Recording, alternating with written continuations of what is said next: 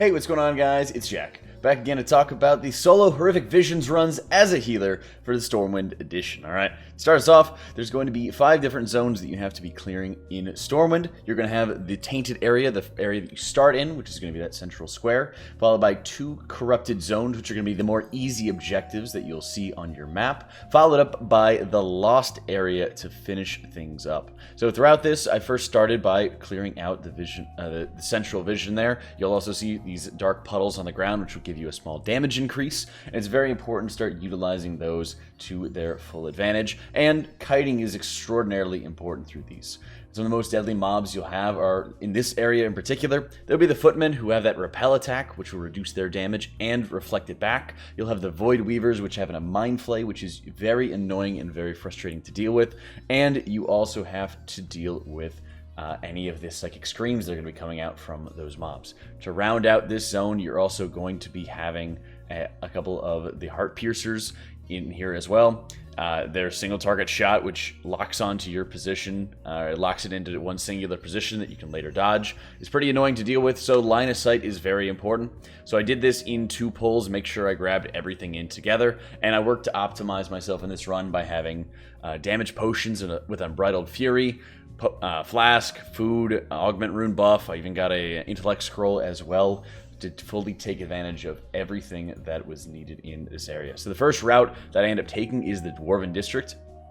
Also important to note, and I missed it on this one, is in order to activate this zone, you have to first make sure you clear out some of the gnomes. So I made this mistake right at the very beginning of it. You have to make sure that you kill off those gnomes in order to actually activate the area, in order to start turning off those bombs. So throughout this, I made the mistake and started eating up a bit of extra time, but you are going to be taking quite a bit of time as you go through this zone. So this first very big pull in the Dwarven district, I'd really recommend to run with Bloodlust here, because these Horrific Vision runs will take about 15 minutes or so to fully complete, giving you plenty of time to use it early and have it back, depending on how quickly you go, by the time that you encounter Illyria at the very end. So throughout this, once you start getting that boss down, throughout this we had Scorched Feet, so you'll have to be jumping around. Try to work that to your advantage if you can. If you know that you're going to be bounced into one position, boss is going to be smacking down at you in one position or another, you're more easily able to take advantage of the jump, and you gotta get used to it because it's going to be around a lot. Once you do defeat all of those gnomes, you're then able to start turning off any of the bombs, so we had to go back and get them, unfortunately. But with this routing, you should be able to have quite a bit of time, which also brings us to talking about the trees and the talent trees that I was running with. For this one, you'll see it on your screen right now, I had a very incomplete talent tree and a very unoptimized tree as well. I mistakenly went for the cranial defibrillation, I mistakenly went for the expansive mind, I should be saying, instead of the cranial defibrillation. So for that point, I was able to get a free res, and I had the mind stabilizer instead of the cheat death effect, which makes it significantly more difficult when you're doing this run. So very important, focus on that left side whenever you're starting out so you can get that free res in case you make any sort of mistakes through it. The elite extermination is really the big key to getting this run complete. Any of the elite mobs that are throughout this instance are going to be giving you a very hefty amount of sanity, 200 back. So very important to have a weak gore to track how much time you have remaining for some of these mobs, because if you have time remaining to be able to go through, kill that mob very quickly and not overcap your sanity, you will have an extraordinary benefit throughout this. Once you complete all the bombs, then you're able to, of course, start up that mini boss. And again, routing is going to be very important here, and also, it's going to be trinkets and what you bring to the table. So, essence-wise, I brought Crucible of Flame as my major, and I also used Mout's Trinket, the Obsidian Claw, as well as the Aquapotent Nautilus from Eternal Palace's Ashvane encounter. So, I had double on-use trinkets. I was able to have one which is really big in single target damage, and another that was very big in AoE damage, and you're able to kind of jump between both of those depending on what you need. As a Disc Priest, I was also running with Mindbender, so I had a 47-second cooldown with the Vision of Perfection Minor, where I was always able to take advantage of that low cooldown in case there was any priority targets I had to deal with. Once you complete that first objective, you do not want to take the portal, and you immediately want to start moving towards Old Town. Old Town is incredibly annoying for a lot of those rogues that you're going to be fighting, and it also requires that you kill 2 lieutenants first before you're going to be able to end up getting to that boss. So, first one you have to deal with is going to be the Arms Master, who is going to have a quick AoE effect, followed up by a very large frontal, which you just saw there. I lost tons of sanity to, and depending on how you pull this, this is an incredibly dangerous one because you also have to deal with 2 informants at the same time. So there's the potential for rogues to be patrolling around on you. There's also the potential for those informants to transform into one of their mini Faceless One versions of themselves and then do a long cast that stuns you for 4 seconds. So if you do not have cooldowns ready, you want to make sure you take down the elite first, and then you'll be able to move on to the other one. You'll see right here I ended up switching into Psychic Voice because I'd like to have more easy access to my Fear Bomb and more easily able to annihilate a bunch of these different mobs. Anytime that you're able to pull different mobs in to your orb to regen sanity, it's very important. But as you saw right there, I had a Light Hunter, one of the rogues that was stealthed around 2 feet in front of me, so I was very scared that I would actually fail the run if I walked forward any further than I ended up doing. So important in this zone to make sure you get away from any kind of the rogues, you get into a very safe position, and then you're going to more easily be able to drop your orb with safety and then kind of hunt around for these guys to take them down a little bit later. You also saw there, if you don't kill those informants, they will stun you for a very long time, and you'll occasionally get some extra stuns and crowd control from Illyria, but you don't want to bet on it. This boss in particular, Alkvav the Infested, will just have a small disease that bounces around and deals a little bit of extra damage, as well as that lurking appendage, which jumps out of the ground, silences you, likely slows you because you're going to have Laden Foot, which is the zone debuff this week, making it very hard to get out. So for this boss, I made sure that I had Mout's Trinket ready and available to be able to quickly burn this boss down, and using my Crucible of Flame charges to kill them as well. So pretty much every single zone, you kind of want to hold your Crucible charges to quickly kill any of the elites or any of the mobs that are liable to stun you. That way you'll more easily be able to take them out and then start moving on to the next one. You'll see here I start taking down the last couple informants, and again, quickly burn down the stunned mobs, and you don't really have to worry too much about those larger Faceless Ones, because yes, while there is Laden Foot, as long as you're able to kind of stutter step, drop your debuff quickly enough, you shouldn't be getting too many of the negative effects of that slow. So it's every time you're in combat and you're moving, you gain stacks of a slow debuff, and that makes it very, very difficult when you have to kite and have to be running around. So lots of Fear Bombs available with Psychic Scream is very important. Other classes, you're going to be able to have knockbacks with Druid. You'll have tons of stuns with Shaman and interrupts on top of that. And with Paladin, you just have a whole lot of hurt and some very large single target stuns you can toss up. So at the end of Old Town, you're going to have Matthias Shaw that you have to deal with, who has those Eyes of Chaos that will constantly be spawning and being a massive pain. If you face any of these eyes, you'll be receiving a very big sanity drain, so you constantly kind of have to have your back to him, drag him away from those eyes, and then kind of backpedal through him so that way you're able to cast any abilities on him.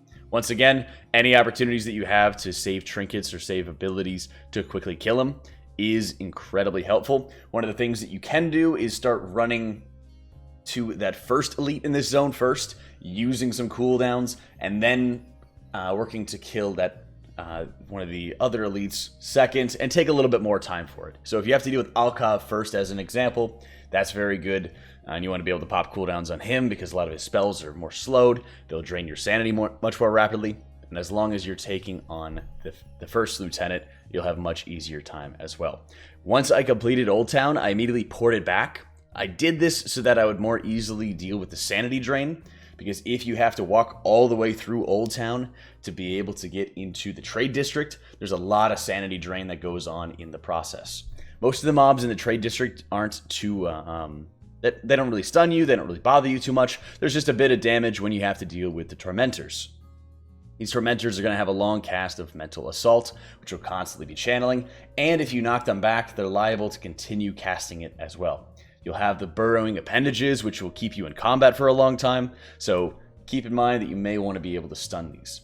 This Inquisitor Darkspeak casts an agonizing torment that needs to be interrupted, and since you're a healer, you can't. So you're going to be taking this 7 sanity tick drain on top of you constantly. So it's really important, have cooldowns ready, be able to burn this guy as quickly as possible, because as long as you have the Elite Extermination trait from Mother's Research, you should gain a lot of sanity back.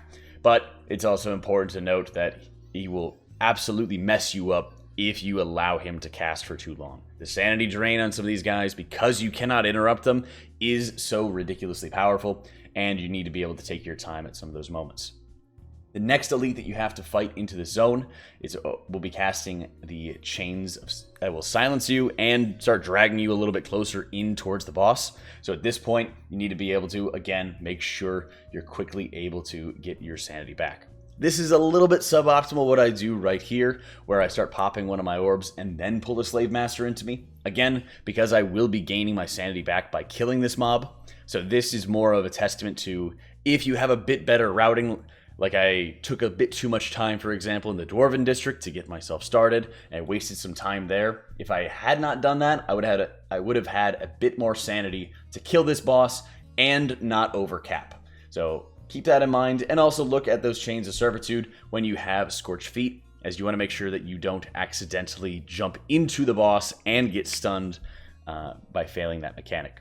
Once you kill this boss, keep in mind, you want to instantly start going towards rescuing those captives. He has 3 of them in very close proximity, and looking at how you can optimize your routing, especially when you do it solo, is ridiculously important, because you are having to open up every single cage and making sure you have the best positioning to be able to get around everybody and get to them as quickly as you possibly can. So generally you just go right up the gut where the Slave Master dies, break out 5 of those cages, and then the rest should be on your left, and you'll be able to grab those basically on your way out. So once you start grabbing those guys, that also leads you into the Mage Quarter, which is pretty much the most annoying zone out there.